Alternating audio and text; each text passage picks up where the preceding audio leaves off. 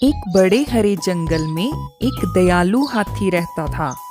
वह सभी जानवरों की मदद करता था, बड़े हों या छोटे। वह अपने सूंड से पानी लाता और ऊंचे पेड़ों से फल तोड़कर सबको देता।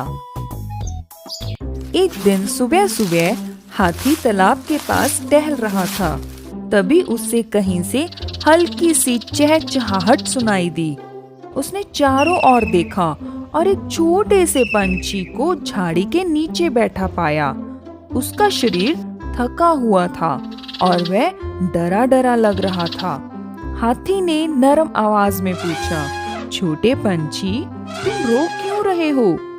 पंछी बोला, मैं उड़ते उड़ते अपने परिवार से बिछड़ गया हूँ। तेज हवा मुझे दूर उड़ा ले गई। अब मुझे अपना रास्ता नहीं मिल रहा। हाथी मुस्कुराया और बोला, चिंता मत करो, तुम मेरे साथ रहो, हम मिलकर तुम्हारे परिवार को ढूंढेंगे। हाथी ने अपनी पीठ पर नरम पत्तों का छोटा सा घोंसला बनाया ताकि पंछी आराम से बैठ सके। फिर दोनों मिलकर जंगल में खोज करने लगे। हाथी हर जानवर से पूछता, क्या तुमने छोटे पंछियों का कोई झुंड देखा है? पर किसी ने भी नहीं देखा था, न बंदर ने, न हिरन ने, न तितलियों ने। परंतु हाथी ने हार नहीं मानी। जब पंछी उदास होता तो हाथी उसे कहानियां सुनाता, उसके साथ फल बांटता और अपनी सूंड से पानी उछालकर उसे हंसाता। धीरे धीरे पंछी खुश होने लगा। कई दिनों बाद एक सुबह पंछी ने आसमान में जानी पहचानी चहचहाहट सुनी।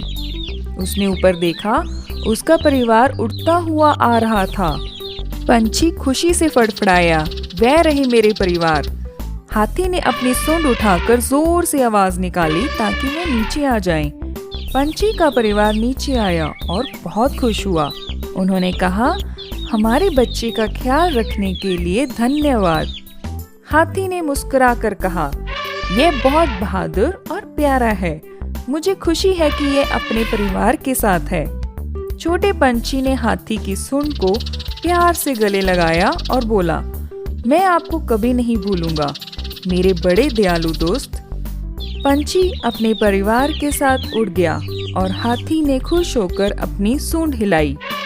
उसे पता था कि सच्ची दोस्ती वही है जिसमें हम बिना स्वार्थ के दूसरों की मदद करते हैं।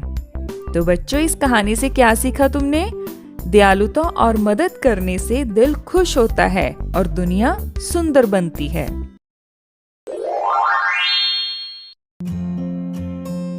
Please like, share and subscribe to our channel Tiny Tingles.